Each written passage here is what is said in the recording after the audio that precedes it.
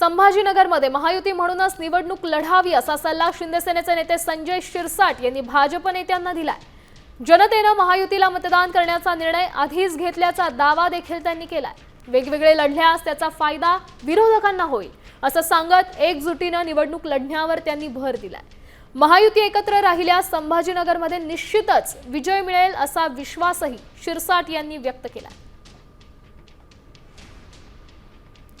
तर संजय शिरसाट यांनी भाजप नेत्यांना सल्ला दिलेला आहे। एकजुटीचं महत्त्व त्यांनी यावेळी पटवून दिलंय। आपण एकजूट राहिलो नाही तर विरोधकांना त्याचा फायदा होईल, त्यामुळे आपण सगळ्यांनी एकत्र राहणं महत्त्वाचं आहे। जनतेने महायुतीलाच मत देण्याचा निर्णय खूप आधीच घेतलाय। बघा, कुणाची ताकद किती वाढली, कुणाची ताकद किती कमी झाली हे सर्व जनता जनार्दनाच्या हातात असतं। आम्ही त्यांनी म्हणलं म्हणून आम्ही काय म्हणायचं हा आमचा उद्देश मुळीच नाही। आम्ही तर एकच आमचं तंत्र आणि मंत्र आहे की महायुती म्हणून लढा।